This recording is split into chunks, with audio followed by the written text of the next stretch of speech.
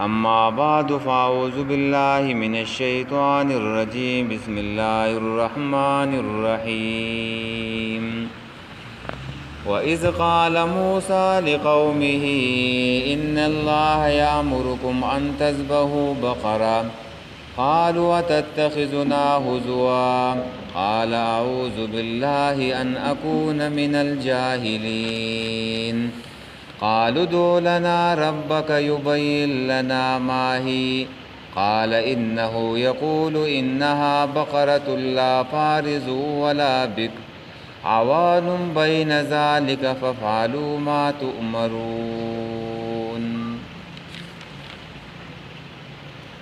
دا سورہ بقرہ دا آیات نمبر 67 او 68 دے.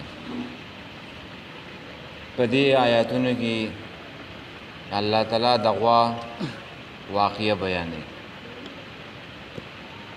د دې مقصد د دې دا دی چې يهوديانو بني اسرائیلو د الله تعالی ښکارا احکام هم مات کړه او په هیلو په چلول باندې چې دنو د الله احکام هم مات کړه او په دې واقعې کې هم چې دنو دیو چون چرا کوله او د الله تعالی حکم منودو ته تیار نه وو نو پاغي کې سوالات شروع کړل. نو دی امت ته الله تعالی زکه دا بیانوي چې دا امت د دې کارون نه ځان وساتي.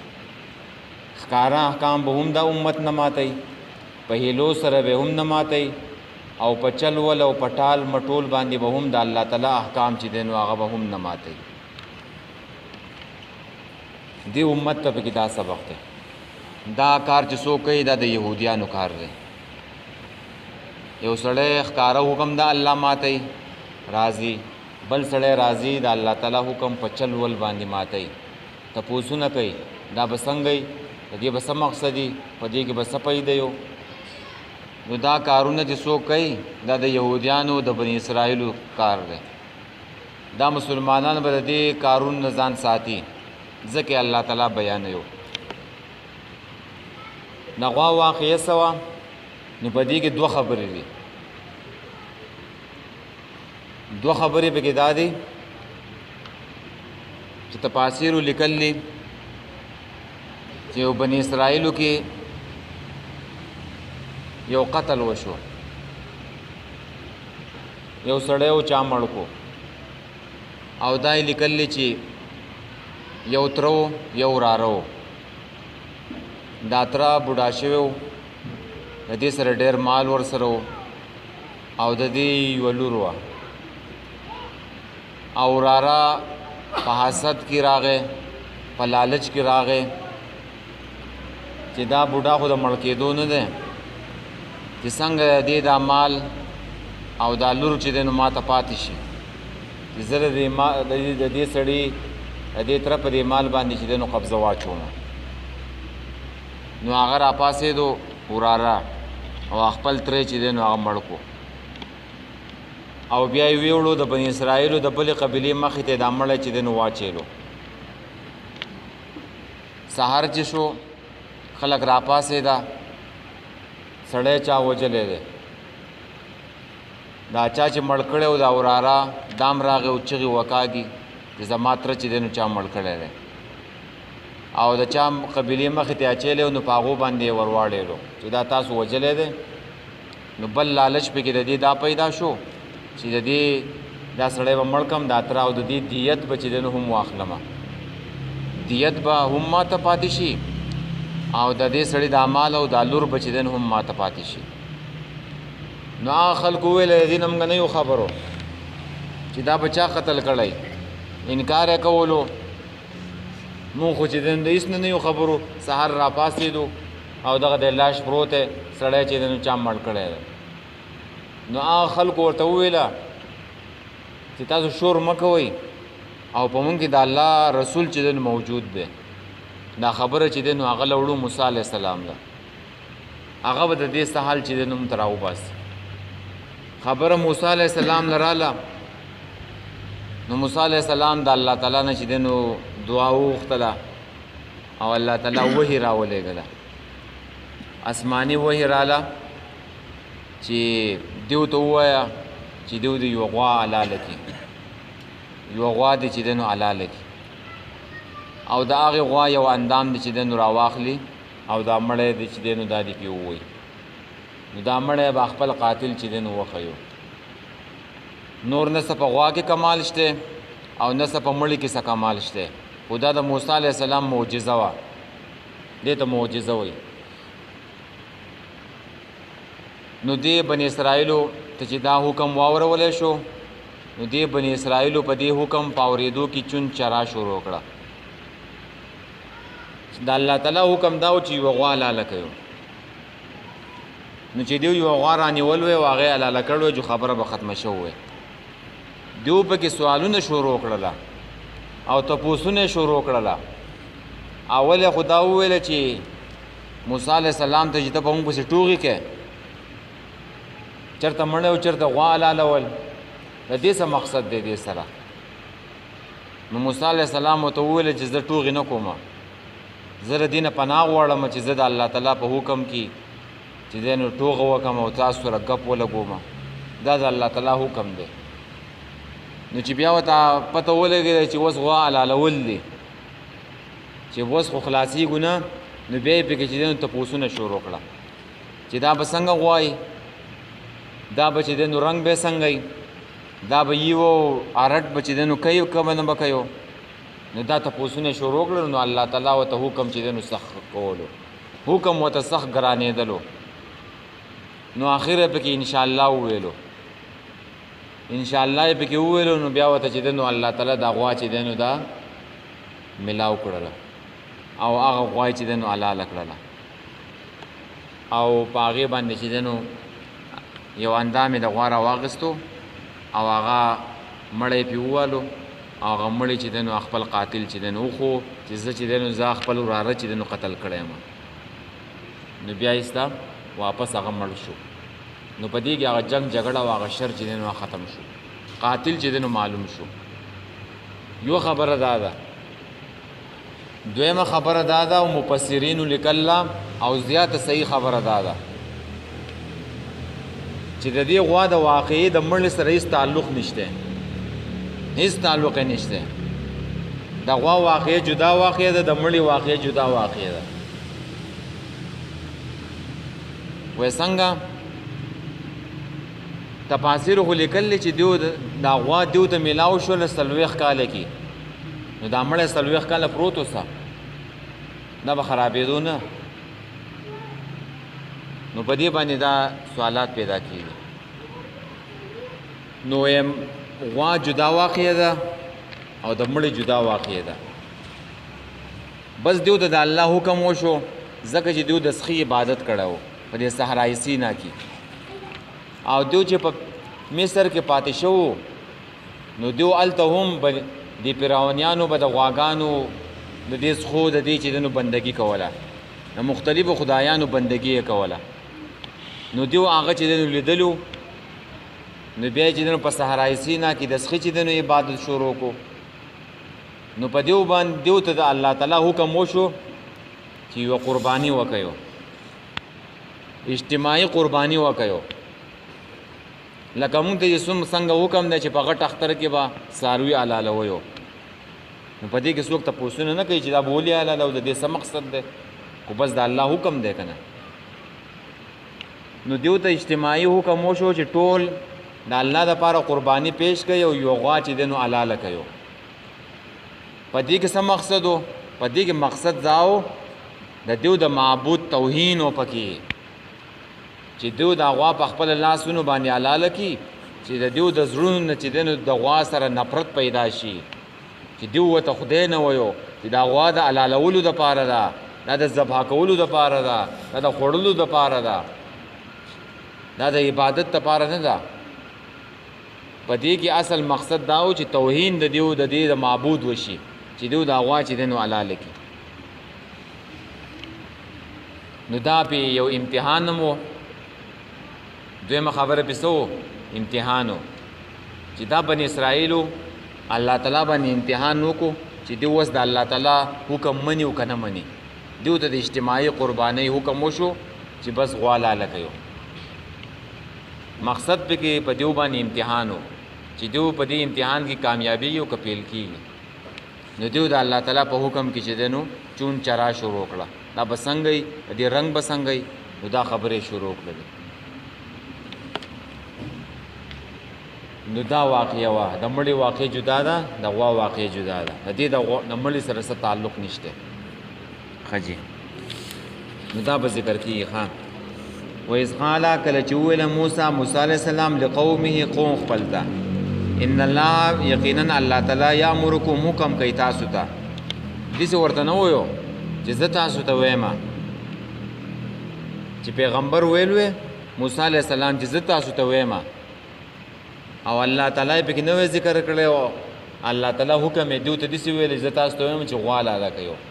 نو د الله تعالی د نوم ذکر راوړو چې بنی اسرائیل و په دې کې کوم موسی د پیغمبر په خبره کې چې دنو بیا نور خبرې چې دنو راځته دا موږ د څنګه پته لګي تا ته الله ویلو کنه دی ویلي لکه څنګه چې په کتاب کې ویلو چې موسی علیه السلام تورات راوړو او دی ویلا چې دا هو موږ ته بس پته لګي دا د الله تعالی کتاب دی. نو موسی علیه السلام ته سیده ویلا چې الله تعالی تاسو ته حکم کوي چې دا د الله تعالی خبره ده ان تذبحوا بقره چې تاسو علاله کوي یو غوا علاله کوي. ذبح څه ته وایو علاله وایو ته او په دې وخانو علالولو ته چې دنو هغې ته نهر وایي نهر ورته وایي په ولاړه باندې علالیو په دې سینه کې چې دنو ووهي او د هغې نه یې نه بهیږي او علالیږي او غواګانې او ګډې بزې چې دنو دا راسملیو په سملولو باندې چې دنو دا ذبح کوي. او موږ په پښتو کې علالول وایو. حلال مطلب دا ده چې دا هو حلاله ده حرام خو نه ده. خو خبره ده چې سړی وایي ذبح کولو. ان تذبحوا بقره چې تاسو علاله کوي بقره ورته ولې وایو بقره معنی ده شق ته بقره وایي شخص ته وایي سری کولو ته ځکه ورته بقره وایي چې دا د ځمکه چې دنو دا سری کوي شلی یې شق وایي شلولو ته او دا یوه کوي یوه په یوه باندې دا چې دنو دا ځمکه چې دنو شلی و نو ځکه ورته چې دنو بقره وایو. خجی او نور چې دنو دا د خوراک شی دی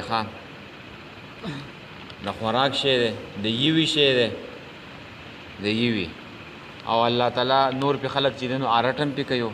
الله تعالی دا د انسانانو د پیدې دپاره چې دنو پیدا کړل د پیدې دپاره ټوله دنیا کې وګرځه سیوا د هندوانو نه چې دنو نه ذبح کوي او هغوی ورته چې دنو خپل معبود وایو. نور ټوله دنیا چې دنو هغه خوري.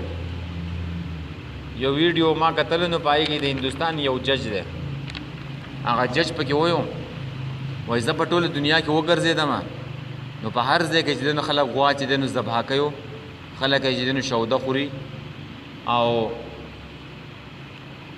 غوښې یې چې دنو خلک خوري. صرف د هندوستان نه داسې بېوقوف قوم دی چې دا چې دنو دا غواګانې چې دنو وایي دا څنګه معبود دی دا څنګه معبود کېدی شي. خو بس چې څوک کفر کوي نو هغه عقل او شعور کار نه کوي. ډېر تعلیم یافته خلک به پکې ډېر تعلیم یافته خو د کفر د وجې نه په هغې باندې تیارې چې دنو راغلي ښه په دې باندې نه پوهېږي دا څنګه چې دنو خدای کېدی چې دا خپل حفاظت کولی شي دا خبرې کولی شي دا تا ته نقصان او پیده در رسولی شي. خو دا سوچ او فکر داتې چې دنو سلب شوی د کفر په وجه باندې دا عقل او شعور پکې نشته.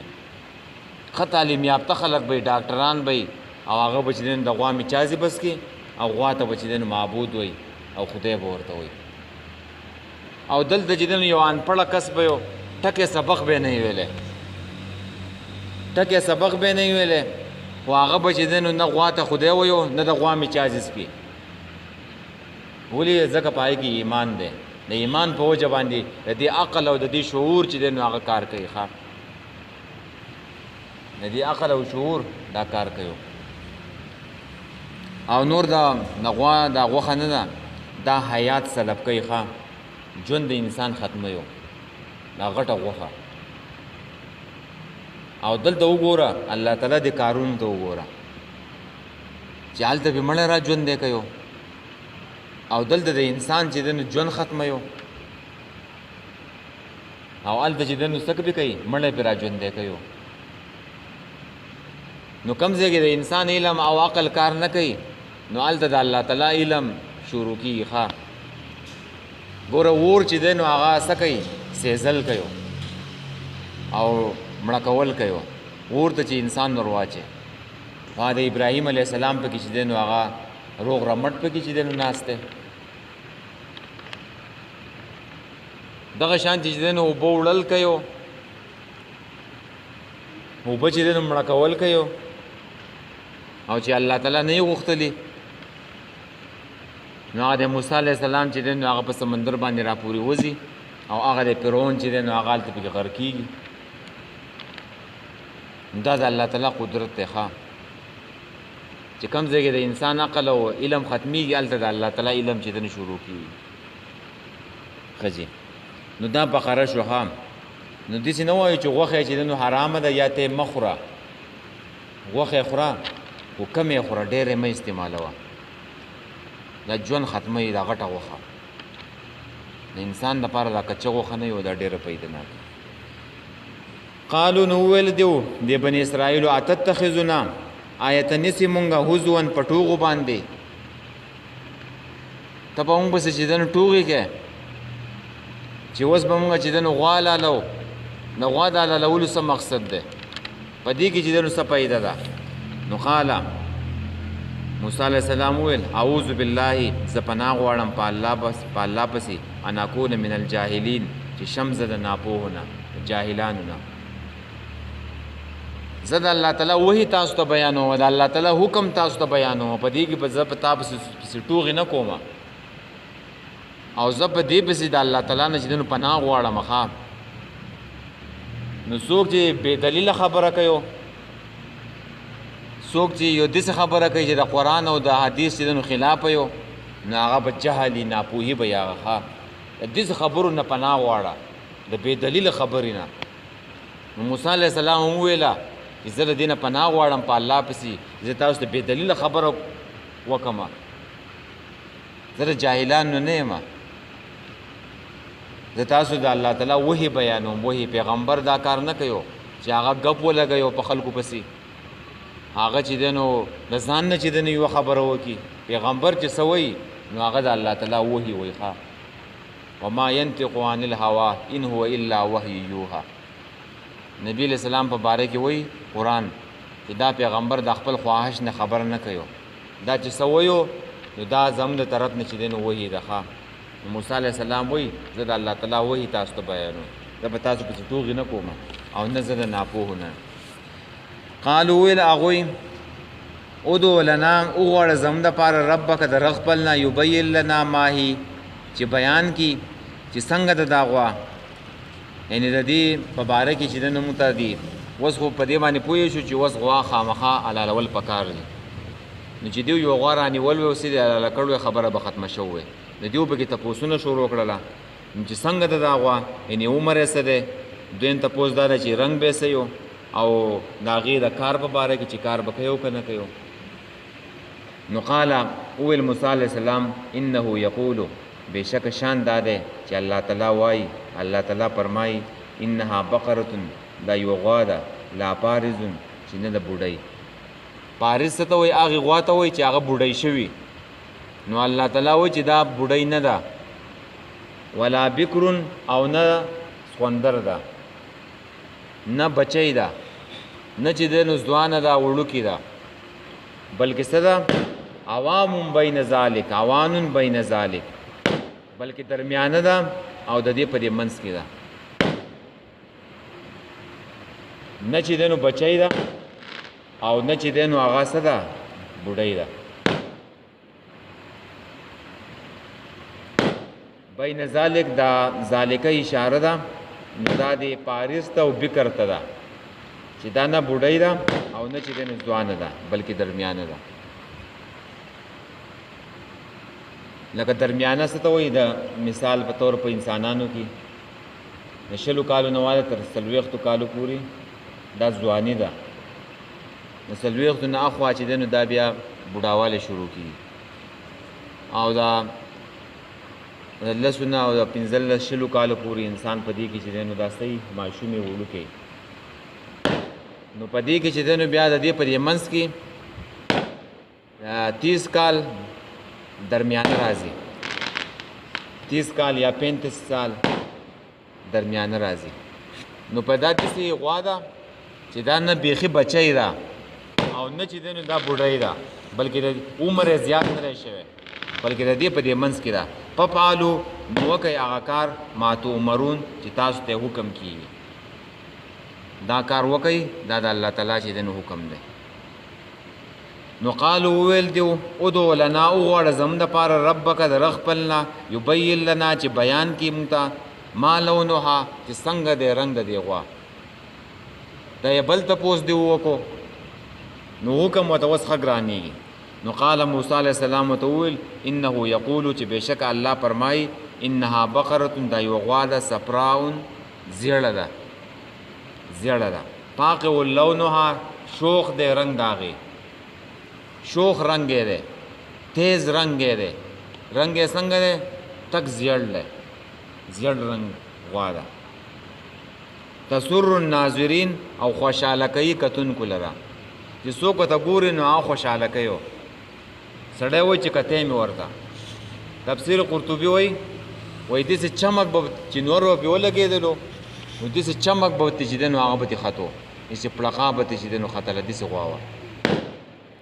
او بل چې داسې غوا وي چې هغه درمیانۍ چې نه بوډۍ او نه ځوانۍ او طاقتوره وي او رنګ یې چې دی نو تک زیړي، نو چې دا زمیندار ورته وګوري او دا دغه ورته وګوري نشپنکي، نو هغه وایي هغه خوشحاله کېږي چې دا ډېره ښایسته غوا ده، نه بوډۍ ده نه ځوانه ده او رنګ یې هم چې دی نو تک زیړ دی.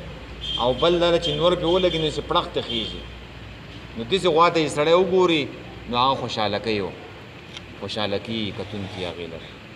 بیا تفسیر قرطبي دلته نقل کوي چې دا زیړ رنګ نه دی د عبدالله ابن عباس نه چې دا په دې نفس باندې ښایسته لګي. او د قول د علي رضی الله تعالی عنه نقل کوي چې څوک زیړ پیزار په خپو کوي نو غمونه به کمیږي، غمونه به کمیږي، او چې څوک تور پیزار په خپو کوي نو دا به چې دی نو غمونه به زیاتي. ښه جي نو زیړ ښایسته رنګ دی، ښه دا خوښویو. بس دی دې ځای پورې. وإذ قال کله چې وویله موسی علیه السلام لقومه قوم خپل ته ان الله یقینا الله تعالی یامرکم حکم کوي تاسو ته ان تذبحوا بقره چې تاسو ذبح کوي وغوا. قالوا ویله غویا تتخذنا آیت نیسي موږ لره هزوا په ټوغو باندې. قال ویل موسی علیه السلام اعوذ بالله زه پناه غواړم په الله پسې ان اکون من الجاهلین چې شم زه د جاهلانو نه. نو چې داسې بې دلیله خبره واورې او د جهالت خبره واورې نو اعوذ بالله وایه. ښه دا موږ په مانځه کې مو وایو اعوذ بالله من الشیطان الرجیم چې زه پناه غواړم په شیطان پسې، د شیطان په الله پسې د شیطان رټلی شوي نه. نو په مانځه کې چې دا وی نو بیا د مانځه نه بهر چې دی نو بیا داسې کار مه کوه چې هغه د شیطان کاري، هغه بې دلیله خبره یو، د قرآن او د حدیث خلاف خبره یو، او د رسم او د رواج خبره رانیسي، د خپل انکو پښتو خبره رانیسي، بې دلیله خبره رانیسي، د خپل پلار او د نیکه چې دی نو خبره بې دلیله رانیسي. نو د دې نه خو ته په مانځه کې پناه غواړې او بیا چې دی نو هلته دا کار کې، نو داسې کار مه کوه ځکه چې ته په مانځه کې د هغې نه چې دی نو پناه غواړې، د شیطان کار مه کوه. نو موسی علیه السلام دا وویل چې قال اول موسی علیه السلام اعوذ بالله زه پناه غواړم په الله سره نکون من الجاهلین چې شم زه د ناپوهو نه جاهلانو نه. قالو ویل دیو ادعو لنا وغواړه زموږ دپاره یعنې دعا وکړه زموږ دپاره ربک د رب خپلنا یبین لنا ما هي چې څنګه د دا غوا چې بیان کړي موږ ته چې څنګه د دا غوا. قال اول موسی علیہ السلام انه یقول بشک شان داده چې الله تعالی وایي فرمایي انها بقره دا یو غواده لا پارزن چې نه د بډای ولا بکرن او نه د ځوانا یعنی نه د بچي اوانم بین ذالک درمیانه د پمنځ د دې کې ففعلوا نو وکي ما هغه کار تو مرون چې تاسو ته حکم کیږي قالوا ول دیو ادو لنا وغواړه زم د پارا ربک در خپل یبین لنا ما لونها چې بیان کې مونږ ته څنګه د رنگ د دی غوا قال ول موسی علیہ السلام انه یقول بشک شان د چې الله وای انها بقره دای وغوا دا صفراء زړ رنگ والا فاقع لونها شوخ ته رنگ داغي یعنی خالص ته رنگ داغي تسر الناظرین خوشاله کوي کتن کولرا